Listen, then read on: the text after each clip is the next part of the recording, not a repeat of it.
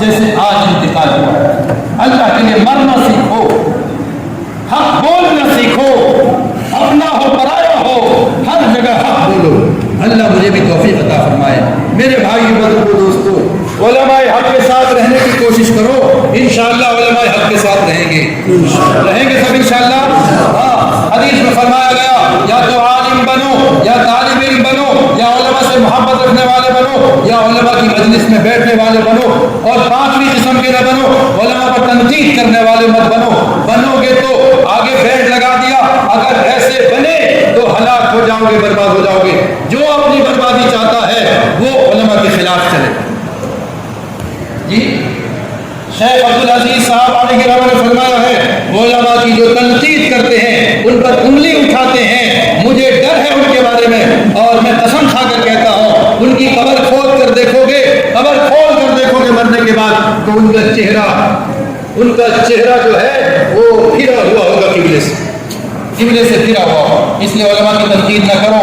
دین شریعت سارا جاننے والے علماء ہیں. قرآن ہمارے پاس جو پہنچا ہے علماء کے واسطے سے پہنچا ہے.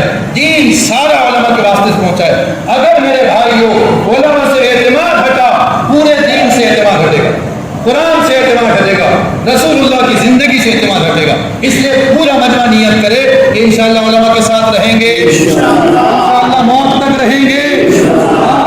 قیامت کے دن 3 آدمی سفارش کریں گے. سنیے, 3 قسم کی جماعت کے لوگ. سب سے پہلے نبی, دوسرے نمبر پر علماء کریں گے. اگر علماء کے ساتھ رہیں گے, علماء کا وہ مقام ہے کل قیامت کے دن سفارش کر کے ہمیں لے جائیں گے جنت میں. دوسرے نمبر پر اللہ کے یہاں قیامت کے میدان میں 3 قسم کے لوگ سفارش کریں گے. سب سے پہلا نمبر نبیوں کا, دوسرے نمبر علماء کا, تیسرا نمبر جو ہے شہداء کا. یہ 3 قسم کے لوگ جو شہید ہوئے اللہ کے راستے میں, وہ جو ہے یہ 3 قسم کے لوگ اللہ کے یہاں سفارش کریں گے. سفارش کر کے آدمی کو جنت لے جائیں گے. تو علماء وہ ہیں جو سفارش کر کے جنت لے جائیں گے. بھائی علماء کے ساتھ چلو گے, ساتھ چلیں گے انشاءاللہ. اللہ موت تک چلنے کی توفیق عطا فرمائے. میرے بھائیوں, اب میں مختصر سی چند باتیں کرنا چاہتا ہوں کہ دعوت تبلیغ کی محنت 2 ٹکڑا کیوں ہوئی, ذرا سمجھ لو. علماء کو کیا مولانا صاحب سے دشمنی ہے؟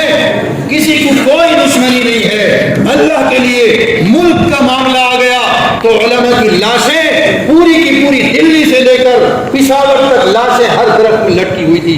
ملک کے خاطر علماء جان دے سکتے ہیں, تو میرے بھائیوں علماء دین کی خاطر جان نہیں دے سکتے. جہاں ہم پسینہ نہیں بہا سکتے, علماء اپنا خون وہاں بہا سکتے ہیں. اللہ نے علماء کو مقام عطا فرمایا ہے. دین کے معاملے میں کوئی کمپرومائز نہیں ہو سکتا. دین ہے. دین کے معاملے میں علماء کمی کبھی برداشت نہیں کر سکتے. یہ علماء کی خصوصیت ہے. اللہ نے اس مقدس جماعت کو, جیسے اللہ نے اس مقدس جماعت کو دین کی حفاظت کے لیے چنا ہے, اللہ نے دین کی حفاظت کی ذمہ داری دے رکھی ہے, تو دین کی حفاظت علماء کے ذریعے سے ہوگی. تو علماء کے ذریعے سے جب ہوگی تو اللہ نے ان کو ذمہ داری دی ہے, ان کے واسطے سے اللہ ان کے ذریعے سے دین کی حفاظت کرے گا. اگر یہ کوتا نکلے, اور اللہ کی زمین میں سب سے زیادہ اللہ سے ڈرنے والے اگر ہیں کوئی ہے تو علماء ہے. اللہ خود ہی فرماتے ہیں انما یخشی اللہ من عبادہ العلماء. اللہ کے بندوں میں سب سے زیادہ اللہ سے ڈرنے والے کون ہیں؟ علماء ہیں. اللہ خود ہی فرماتے ہیں اللہ جنہیں ڈرنے والا کہہ دے وہ نڈر ہوں گے, جھوٹ بولیں گے, دھوکہ دیں گے, نہیں ہو سکتا. میرے بھائیوں اللہ کی زمین میں سب سے زیادہ اللہ سے ڈرنے والے ہیں. اور اللہ سے ڈرنے والا کون سب سے زیادہ ڈرتا ہے؟ جو سب سے زیادہ اللہ کو پہچانتا ہے. اور علم کے بغیر کوئی خدا کو نہیں پہچان سکتا. صحیح پہچان علم سے ہوگی. اس لیے کسی فارسی کے کتاب والے نے لکھا ہے, علم کیا فرمایا ہے کہ کہہ دی کہ بے علم نہ دوا خدا را شناخت, بغیر علم کے خدا کو کوئی پہچان نہیں سکتا. علم سے خدا کی شناخت ہوگی. اس لیے میرے بھائی بزرگ دوستو علماء پر اعتماد کرو, کریں گے انشاءاللہ. اب مختصر کرتا چل رہا ہوں دعوت تبلیغ 2 حصے میں کیوں بٹی اور علماء کیوں مخالف ہیں. صرف علماء تبلیغ والے نہیں, مدارس والے علماء بھی, مساجد کے ائمہ بھی مخالف ہیں. ہے نہیں ہے بھائی؟ اڑیسہ کے تقریباً 300 علماء دستخط دیے ہیں جو ہمارے پاس موجود ہے کہ دارالعلوم دیوبند جو کہتا ہم وہی کہتے ہیں. 300 علماء اس میں دستخط دیے موجود ہے جی. بعد میں کوئی اپنا نظریہ بدل لے الگ بات، لیکن ورنہ 300 علماء کے دستخط موجود ہیں تقریباً. تو بھائی اختلاف کی دعوت تبلیغ 2 حصے میں بٹنے کی 3 وجہ، مختصر سی بات. کیا وجہ؟ 3 وجہ.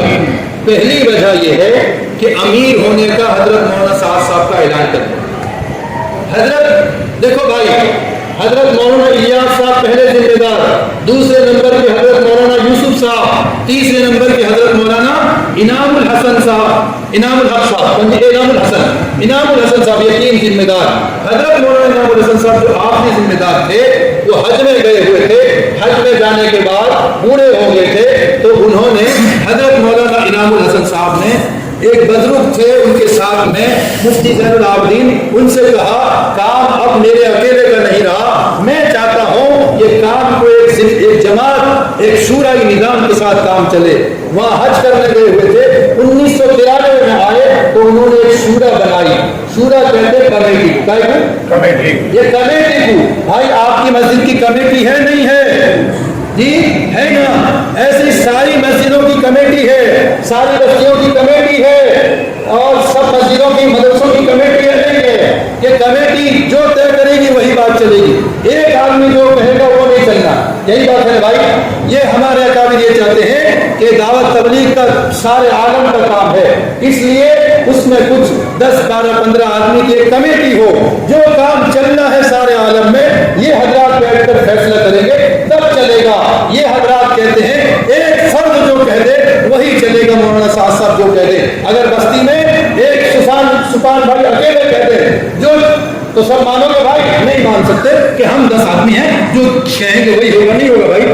ارے بھائی تو اس لیے ہمارے اکابر چاہتے ہیں حضرت مولانا انعام الحسن صاحب جو شورا بنا کر گئے تھے اس شورا کے تحت کام ہو. شورا جب بیٹھی، شورا میں ایک آدمی کمیٹی میں کوئی ایک صدر ہوتا ہے، طے کریں گے. شورا بیٹھی طے کرنے کے لیے کس کو ذمہ دار؟ اس وقت تو 3 بڑے بڑے آدمی سے ذمہ دار بننے کے لائق مولانا اظہار صاحب، مولانا زبیر الحسن صاحب، تیسرے نمبر پر تھے مولانا صاحب. تو بات آئی کس کو بنائے؟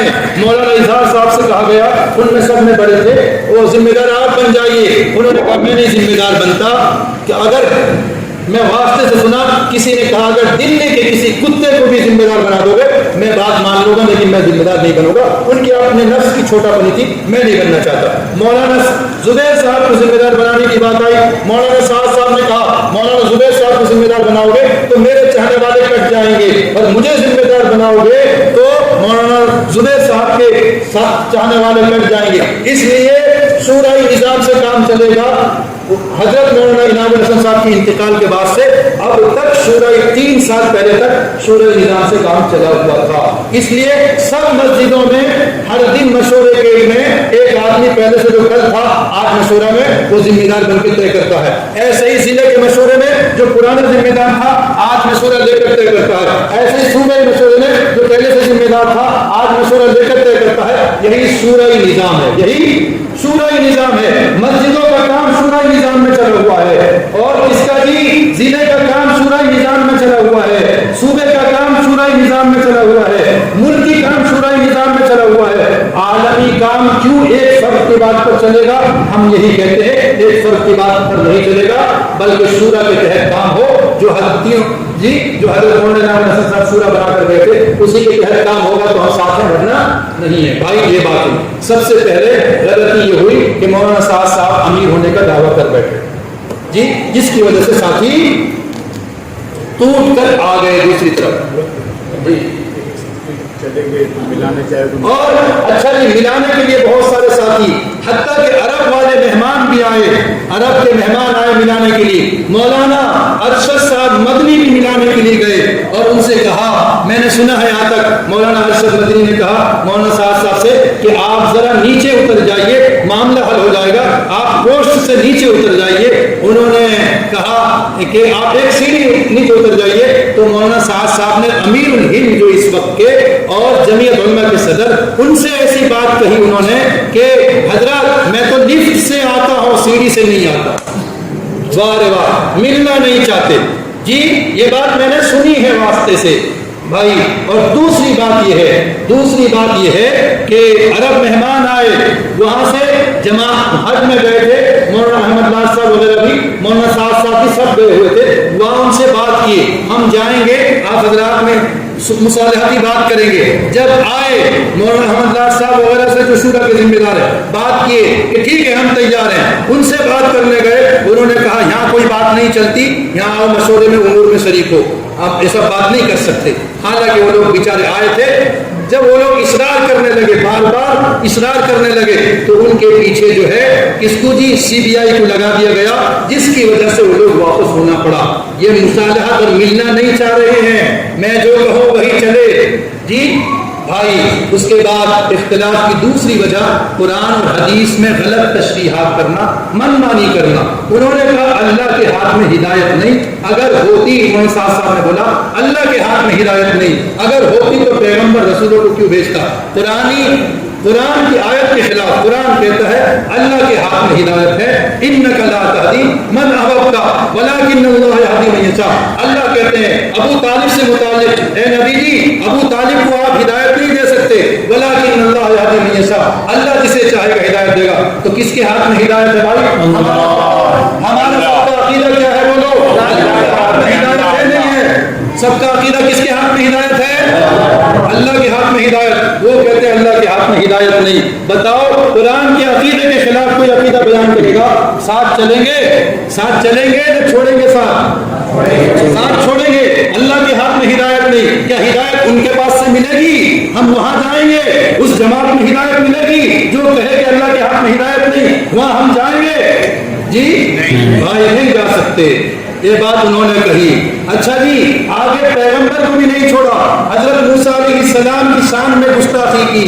جو مسئلہ ہے عصمت انبیاء کا کہ نبی نبوت سے پہلے بھی گناہ سے پاک، نبوت کے بعد بھی گناہ سے پاک، وہ حضرت موسیٰ علیہ السلام کے متعلق کہنے لگے کہ حضرت موسیٰ علیہ السلام جو ہے کیا ہے جی 40 دن کے لیے جو طور میں چلے گئے تھے، بنی اسرائیل کو چھوڑ کر چلے گئے تھے، ان کے چھوڑ کر چلے جانے کی وجہ سے ٹوٹل 6 لاکھ بنی اسرائیل تھے، اس میں سے 5,88,000 مرتد ہو گئے، اور فقط کتنے بچے تھے؟ 12,000 بچے. تو انہوں نے کہا موسیٰ علیہ السلام کے چھوڑ کے جانے کی وجہ سے وہی تو اصل تھے، چھوڑ کے گئے اس لیے گمراہ ہو گئے. کیا موسیٰ علیہ السلام بنی اسرائیل کو بیار مددگار چھوڑ کے گئے تھے اپنی مرضی سے؟ وہاں پر تفریح کے لیے گئے تھے کیا جی؟ ارے وہاں تفریح کے لیے گئے تھے کیا؟ شوق پورا کرنے کے لیے اللہ کے بلانے سے گئے تھے، اپنی مرضی سے گئے نہیں تھے. اور ویسے ہی نہیں گئے تھے، اپنے بھائی ہارون علیہ السلام کو بھی چھوڑ کر گئے تھے. اچھا ہارون علیہ السلام پیغمبر تھے یا نہیں تھے؟ ہارون علیہ السلام پیغمبر تھے، پیغمبر کو چھوڑ کے گئے ہیں، اللہ کے بلانے سے گئے ہیں. اور قوم اگر گمراہ ہو گئی، اور گمراہ ہونے کا سبب ایک اور موسیٰ تھا، قرآن میں اس کا واقعہ ہے. موسیٰ سامری نے بچڑے کے پوجا کرنے پر لگا دیا، بنی اسرائیل کو بچے کے پوجا میں لگا دیا، وہ موسیٰ سامری لگایا تھا. یہ حضرت موسیٰ علیہ السلام پر الزام دے رہے ہیں کہ موسیٰ علیہ السلام کی وجہ سے 6 لاکھ بنی اسرائیل میں سے 5,88,000 گمراہ ہو گئے. تو موسیٰ علیہ السلام جو جلیل القدر پیغمبر ہے، ان پر کوئی انگلی اٹھائے پیغمبر پر، کیا اس کا عقیدہ صحیح ہے؟ ایسے عقیدے والے کے ساتھ چلو گے؟ نہیں. ہم کہہ دیں تو ہم غلط کہہ دیتے ہیں جی، علماء کہہ دیں تو علماء دشمن ہو گئے، غلط کہہ دیے. پوچھو اب نیٹ میں مارو نکالو ہے کہ نہیں یہ سب بیان جی. تیسری بات انہوں نے یہ بات کہی کہ حضرت نبی علیہ السلام کو بھی نہیں چھوڑا. آخری پیغمبر ہمارے نبی صلی اللہ علیہ وسلم کے بارے میں آپ سن کر آئے ہیں، نبی علیہ السلام کا ہر عمل ہمارے لیے کیا ہے؟ نمونہ ہے. اچھا ولیمہ کرنا نمونہ نہیں، پیشاب پھرنا نمونہ ہے، کھانا نمونہ ہے، سونا نمونہ ہے، سب سنت ہے. ولیمہ کرنا سنت نہیں ہوگا. انہوں نے کہا ہمارے نبی علیہ السلام سے متعلق ہیں اورنگ آباد کے اجتماع میں انہوں نے یہ بات کہی کہ نبی علیہ السلام نے جتنی شادی کی، ہر شادی میں چھوارا، پنیر، کھجور بانٹا، ایک شادی میں گوشت روٹی کھلائی، اس لیے تکلیفوں کا سامنا آپ کو اٹھانا پڑا. وہ کس کے؟ حضرت زینب کی شادی میں. کیا نبی کا؟ اور آگے کہا نبی کا عمل معمول کے خلاف ہو. اس کے معمول کے خلاف. بتائیے نبی کریم صلی اللہ علیہ وسلم کا کوئی کام خلاف معمول ہوگا جی؟ گوشت روٹی کھلائی تھی، گوشت روٹی کھلانا بھی عین سنت ہے. ولیمہ میں ولیمہ الگ چیز ہے اور چھوارے بانٹنا الگ چیز ہے. انہوں نے دونوں کو سمجھ نہیں پایا، ولیمہ اور بعد چھوارا کب ہوتا ہے بھائی؟ نکاح کے فوراً بعد. ولیمہ ایک دن کے بعد ہوتا ہے، رات گزارنے کے بعد. انہوں نے سمجھا نہیں تو کیا کہہ دیا جی کہ نبی علیہ السلام کے عمل پر اعتراض کیا. کیا